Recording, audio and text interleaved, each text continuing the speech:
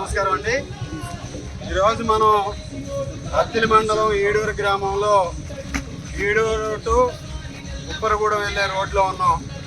ఇది ఈడూరు శ్మశానం దగ్గరలో కారుమూరి నాగేశ్వరరావు గారు ఎమ్మెల్యే అయిన తర్వాత నిర్మించినటువంటి రోడ్డు అండి. ఈ రోడ్డు సీసీ రోడ్డుగా నిర్మించారు. ఇది కనీసం 2 సంవత్సరాలు కూడా లేకుండా ఈ రోడ్డు పూర్తి స్థాయిలో నాణ్యత లేకుండా వేయడం వల్ల సిమెంట్ రోడ్డు ఈ విధంగా పాడైపోవడాన్ని ఎక్కడా కూడా చూడలేదు ఎప్పుడు కూడా. ఇది కారుమూరి నాగేశ్వరరావు గారు కమిషన్ల కోసం కక్కుర్తిపడ్డారో, లేకపోతే ఈయన బినామీ కాంట్రాక్టర్లతో ఈ పనులు చేయించాడో లాభాల కోసం సిమెంట్ రోడ్డు అంతా కూడా ఈ విధంగా లేచిపోవడాన్ని ఎక్కడా కూడా చూడలేదు. మరి దీనికి మంత్రి గారు ఆ అభివృద్ధి చేసాం, ఈ అభివృద్ధి చేసామని నోరేసుకు పడిపోతున్నాడు.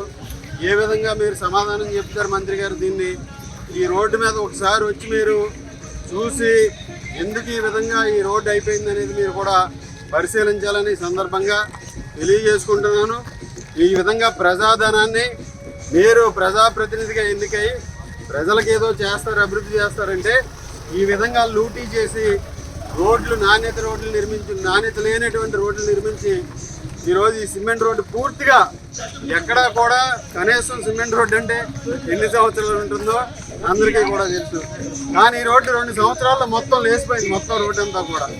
ఆ విధంగా మంత్రి గారి పనితీరు, ఇక్కడ కారుమూరి నాగేశ్వరరావు గారి పనితీరుకి ఇది నిదర్శనం.